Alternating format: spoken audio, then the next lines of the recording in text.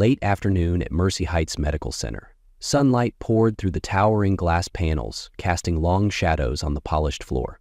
Daniel Reed, celebrity CEO of a major private equity firm, stepped out of the elevator, phone still pressed to his ear. His expensive suit looked oddly out of place among the sea of white lab coats, but Daniel didn't care. This was just a routine checkup, one of many scheduled by his executive assistant to keep his health on track. But then a voice echoed from the hospital intercom, freezing the bustling lobby. Code red, AB negative blood, urgently needed. Patient in critical condition. Any donors currently in the hospital, please report to the emergency department on the 3rd floor. Daniel paused. He was AB negative, a rare blood type, and he'd never had an actual chance to use it. Without thinking twice, he ended the call and headed straight for the elevators. Something pulled him there, something he couldn't explain. Minutes later, a nurse guided him to the maternity wing. The air was tense. Urgent footsteps echoed down the hall as medical staff rushed past. A nurse began prepping him for a rapid blood donation, but stopped mid-sentence. We need you in the delivery room itself. The mother is hemorrhaging. Your blood type is her only chance. Daniel nodded, rolling up his sleeve, no hesitation. But when the delivery room doors swung open, his world collapsed.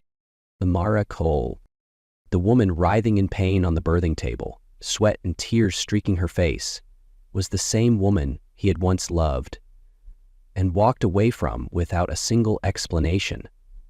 Exactly 9 months ago. Monitors beeped rapidly. A doctor hovered over the first newborn, resuscitating the baby. Another nurse was urging Amara to push again. Blood soaked the sheets beneath her. Amara opened her eyes, and when they locked onto Daniel, terror turned into pure fury. "Get out!" she screamed, her voice cracking with pain and betrayal. "Get the hell out of here!" Daniel stood frozen, but the doctors wouldn't let him leave. They needed his blood. "You're her only hope," one of them said. "If we don't act now, she won't survive." Amara heard it. Her eyes closed, tears slipped out, and for the first time in months, something broke inside Daniel. Guilt, sharper than he'd ever known.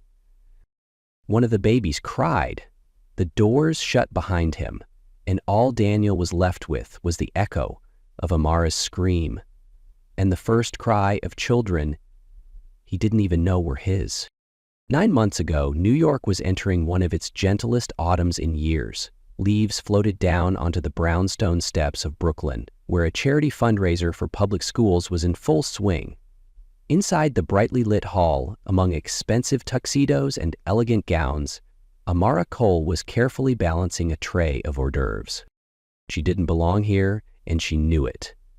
A public school teacher in the Bronx, Amara had volunteered to help out for the evening. She wasn't expecting anything, until her elbow knocked a glass of red wine, and it spilled straight across her dress. "Oh no!" Amara gasped, scrambling to cover the stain. But before she could flee, a man stepped in, offering her a napkin with a gentle smile. "Looks like you could use a rescue."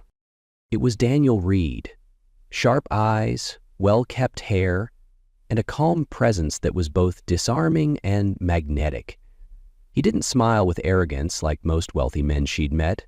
He looked like he genuinely cared. Their story began with a spilled glass. Then came coffee the next day, a walk through Central Park, and late nights filled with conversations about everything from children's books to childhood trauma.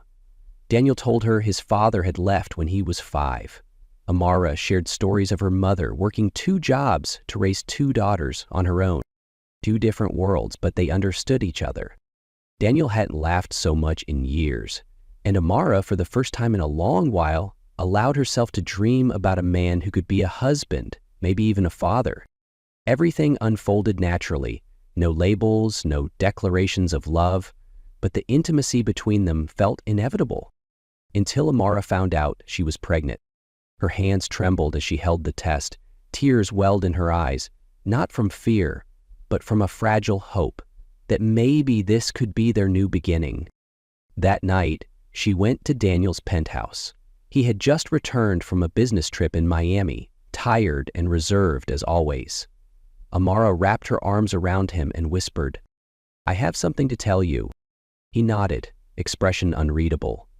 When she said the words, "I'm pregnant," Daniel stood up instantly. No yelling, no reaction, just a chilling, heavy silence. "Are you sure?" "Very sure." "Okay, I think you should do whatever's best for you."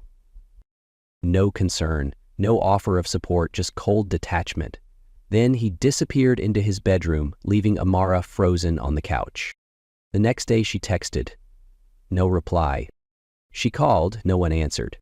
After a week, his assistant, polite but robotic, sent her an email. "Mr. Reed is not available for personal correspondence at this time. Thank you for your understanding." And that was the end. Amara carried the pregnancy alone. Through the nausea and dizziness of the first trimester, she kept teaching, still helping kids learn their letters. She hid her belly under oversized sweaters, bought baby supplies quietly, and signed up for maternity insurance. No Daniel, no call, no questions. She cried, of course, but eventually the tears ran out. She promised herself, if her child had to grow up without a father, then at least it would have a mother who never walked away. The air in the delivery room was thick, like a storm trapped behind glass. The sounds of suction machines, fetal heart monitors, Amara's cries, they merged into a terrifying chaos that pulsed through every corner. Daniel stood frozen at the threshold. His sleeve was still rolled up, the imprint of the tourniquet still visible on his arm. His body was here, but his soul was unraveling. He had mastered boardrooms, led billion-dollar deals, but right now, he couldn't move an inch toward the woman he had destroyed. Amara lay on the delivery table, soaked in sweat and blood, her eyes wide with a pain that reached beyond physical. She saw him instantly, and in that moment her expression wasn't one of a woman giving birth, but one of someone betrayed to the bone. "Get out!" she screamed, voice breaking with agony and disgust. "Get the hell out, Daniel!" The nurse looked to the doctor. The doctor turned to Daniel. "We need his blood. She's losing too much." "I don't care!" Amara shouted again. "Don't let him near me!" Daniel opened his mouth, perhaps to apologize, to explain, but nothing came out. Everything he had ever orchestrated, every boardroom he'd ever controlled, meant nothing in the face of her rage. Blood was pooling beneath the sheet. One baby had already been delivered, not crying, pale. Doctors worked frantically to restore its fragile heartbeat. Amara, drifting in and out of consciousness, never took her eyes off Daniel. "Do you even know what you did?" she whispered, not screamed now, but shattered. "You left me, you left your child, and now you want to be the hero?" Daniel stepped back. The doctor nodded to the nurse, who spoke quietly. "You need to come in, every second matters." Daniel inhaled sharply and crossed the threshold. Amara looked at him as if he had just stabbed her in the heart. "I hate you," she whispered. "I wish you never came." A soft cry broke through the tension. One of the babies had begun to whimper. A nurse carried the infant aside, gently cleaning and swaddling it. Daniel didn't know if it was his son or daughter. All he knew was that something inside his chest tightened with unbearable pressure. He wasn't allowed to touch, wasn't allowed to come close. After giving blood, Daniel was escorted out of the room, the door slammed behind him. He stood in the hallway, his body cold, his hands trembling. Mara's sister, Lana, appeared moments later. Her face was stone, her eyes sharp with fury. "He almost died," Lana said. "You're lucky the doctors needed you, otherwise you would have done even more damage." Daniel said nothing. He nodded barely. Then, his voice dry and raw, he asked, "The babies, are they okay?" Lana stared at him for a long moment, then turned her back. "You don't have the right to ask." Daniel sank into a stiff wooden chair in the hallway. The yellow lights cast long shadows across his pale face. For the first time in years, he didn't feel like Daniel Reed, power broker. He was just a man, broken by the weight of his own choices. What filled him wasn't just regret. It was a fear he had never known, that what he had lost might never be his again. Daniel sat motionless in the third-floor hallway for nearly an hour. No phone, no laptop, no assistant buzzing in his ear. Just him, a cold wooden chair, and the faint buzz of flickering fluorescent lights above. Every passing second struck like a hammer against his conscience. He tried to picture the babies. His babies. Did they have his sharp eyes? Amara's soft smile? But he didn't have the right to imagine them. He didn't even know their genders. He knew nothing. Only one thing was certain. He had left at the exact moment she needed him most. And now redemption felt like a fantasy slipping further out of reach. The echo of heels clicked against the tile floor. Lana returned. Her eyes were softer, but her voice still cut cold. She's stable, for now. Daniel stood up, hope pulling at a single thread of his composure. The babies. Lana didn't look away this time. One boy, one girl, they both made it, but don't think for a second that means you're part of any of this. Daniel nodded. He didn't protest. There was nothing left to defend. What are their names? He asked quietly. Lana hesitated, only for a moment, then released the words like an unexpected mercy. Leona Grace. And Eli Daniel. The second name hit him like a blow to the chest. Ellie Daniel. Amara had named their son after him, despite the pain, despite the abandonment. Somewhere in all that heartbreak, she left behind a thread of memory carrying his name. And Daniel, the man who once believed he could separate business from emotion, now stood stripped bare. Just a man who had lost the most precious thing before he even realized what it was. He couldn't change the past, but for the first time in his life, Daniel Reed feared something greater than failure. He feared he had lost the right to be a father, forever. But fear, even when overwhelming, wasn't enough to stop Daniel from doing what his heart never thought it would: fight for the right to be a father. 3 days after Amara was discharged, Daniel met with his family law attorney in a small Manhattan office. He didn't wear his usual dark suit or silk tie. That day, he wore a simple sweater and jeans. Not to seem approachable, but because for the first time he had nothing to prove except sincerity. His attorney, Carla, a seasoned woman with calm eyes, listened quietly as Daniel told his story. When he finished, she set her pen down and asked, "What exactly do you want, Daniel?" He didn't hesitate. "I want to be legally recognized as their father, and I want to see my children." She nodded slowly. "Mara's not going to agree. If she contests it, we'll have to go to court." Daniel looked out the window. "I know." The following week, Amara received a legal notice. She nearly crumpled it in her fist. Lana was even angrier than she was.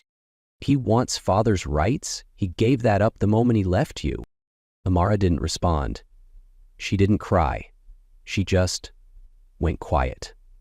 Staring at her twins asleep in the bassinet beside her bed, she felt like the world was testing how much she could take. 2 weeks later, they stood across from each other in a small family courtroom. The judge, both attorneys, and a few witnesses were present. Amara wore a simple dress, her hair tied back. Daniel didn't say anything beyond a mechanical greeting to the judge.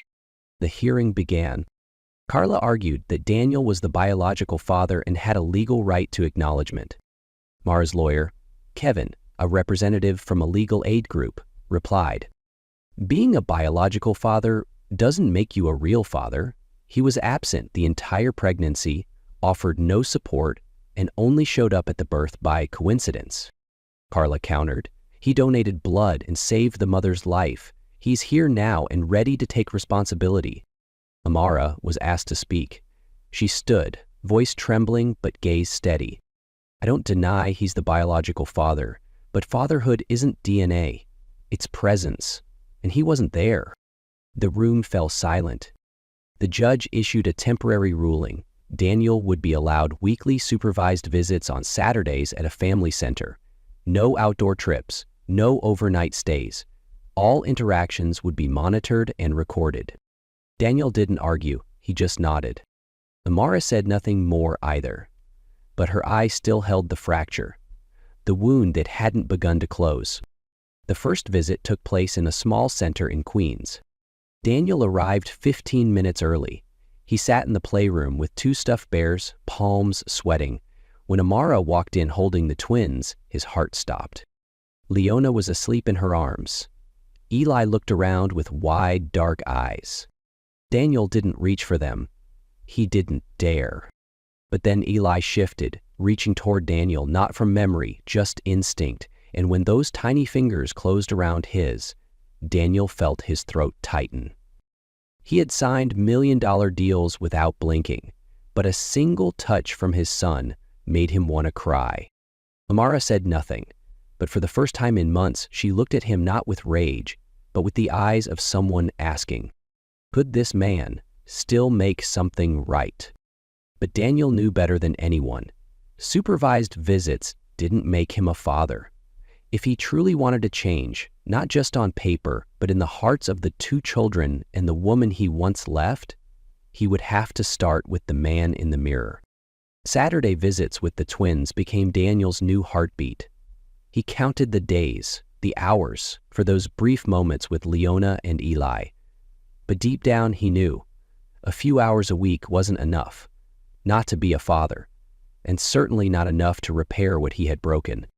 One late night, after the third visit, Daniel sat alone in his penthouse. In the warm glow of a corner lamp, he stared at a photo of Amara smiling at that long-ago charity event, the only picture he hadn't been able to put away. Then he stood, stepped out onto the balcony. The city sparkled beneath him, but inside, there was only stillness. The next morning, he emailed Carla. I want to start over. Not in court, in myself.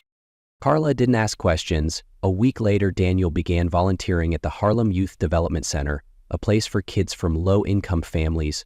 No one there knew he was CEO Daniel Reed.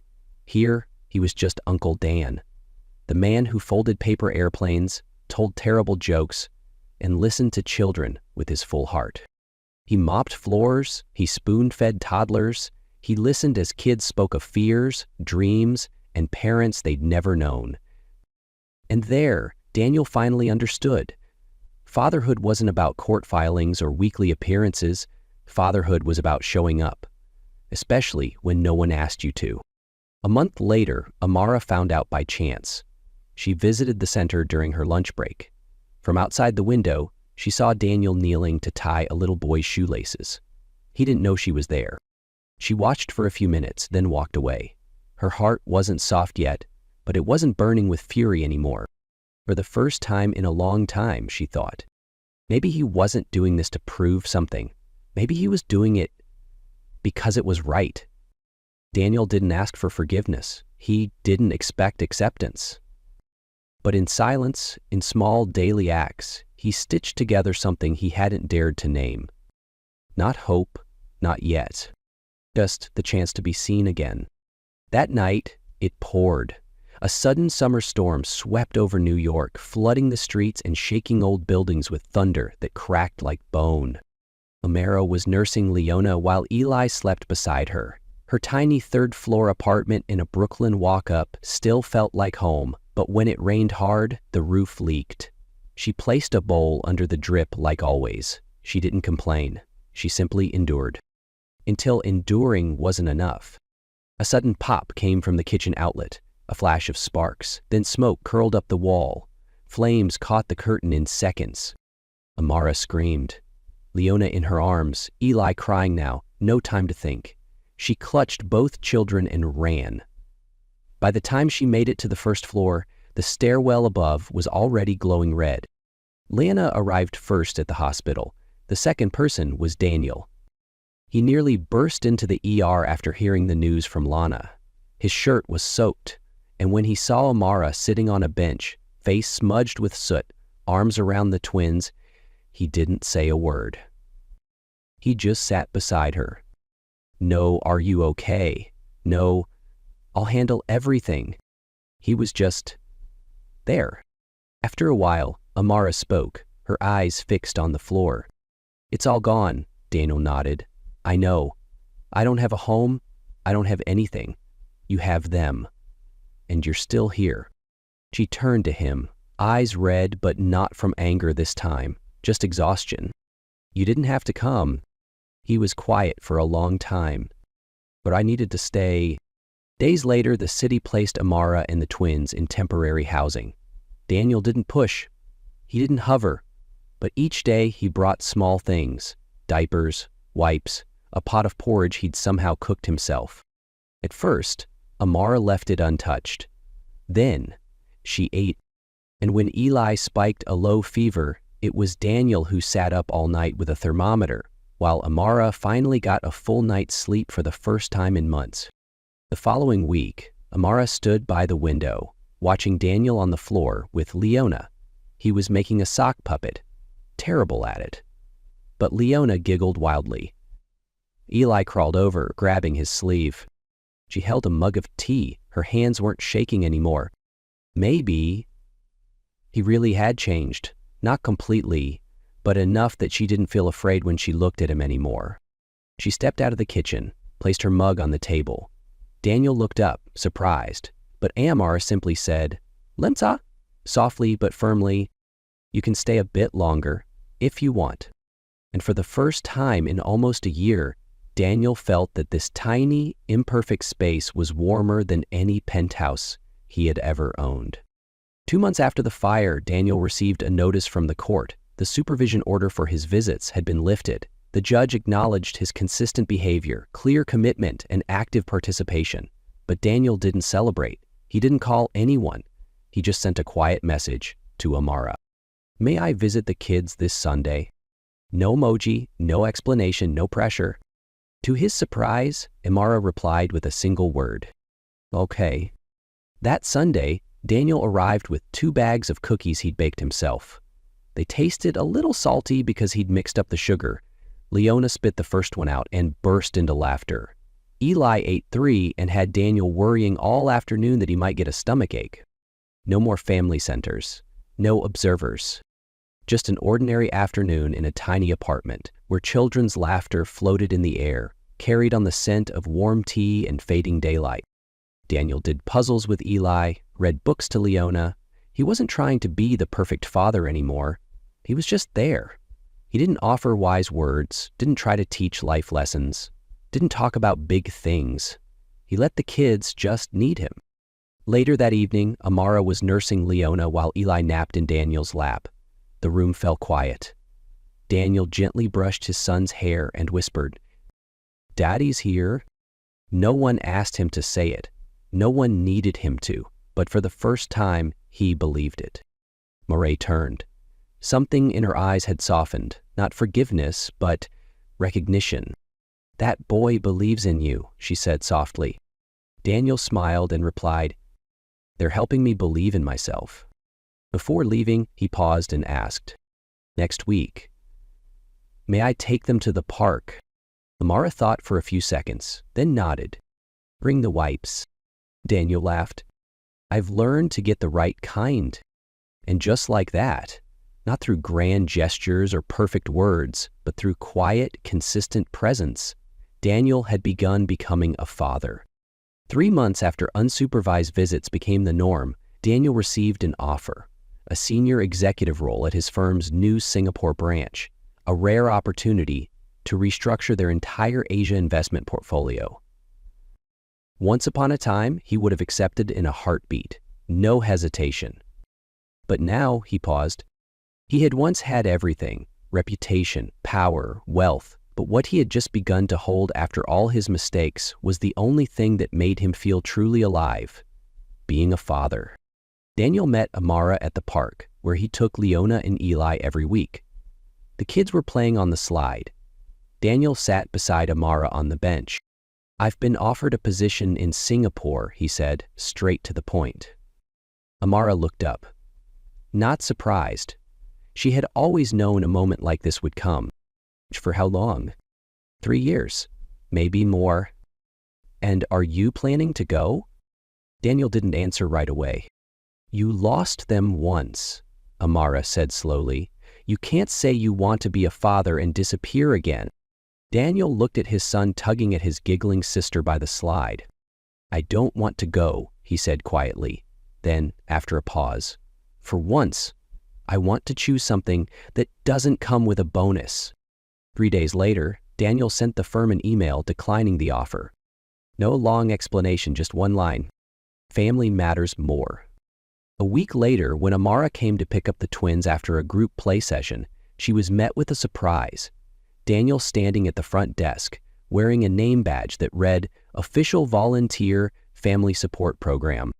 I signed up for part-time work here, he said, a little awkward. I figured if I'm staying, I should really be present. Amara smiled, not out of sarcasm, not out of pity, just warmly. On the way home, Leona tugged at her mother's sleeve. Daddy's not going away anymore?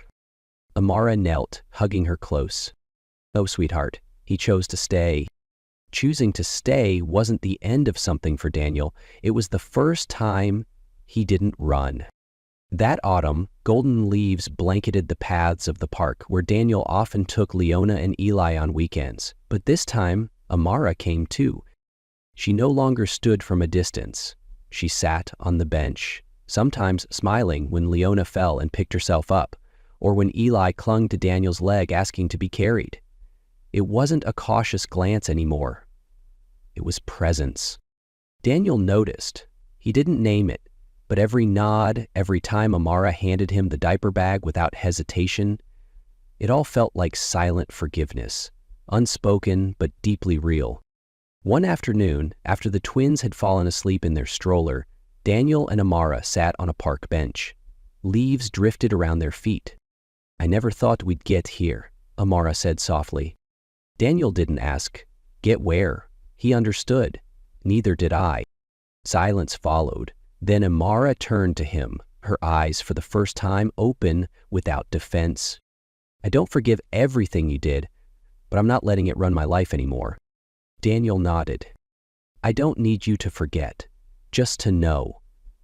I'm not walking away again. Conversations became more frequent, not because they were getting back together, but because they had learned to walk side by side as parents. Daniel began taking Leona and Eli to his place one day a week, just for a few hours, then a full day, then overnight. His luxury condo gradually turned into a world of toys, scribbled drawings, and joyful noise. He no longer lived like a successful single man, but like a real father, clumsy, tired, but deeply content. At Christmas, Daniel gave Amara a special gift, a handmade photo book filled with everyday moments, from that very first visit to the day Leona called him Daddy without prompting. The last page showed the four of them sitting together on the grass, sunlight filtering through the trees. Below it, a simple caption. Not a perfect family, but ours. Amara didn't say anything at first, but after Daniel left, she flipped through every page, and tears fell, not from sorrow, but from relief. On New Year's Eve, Amara texted Daniel. Thank you, she texted. Then, after a pause, for showing up and staying. Daniel replied a moment later. I'm not the man I used to be, but everything I do now is for you and the kids.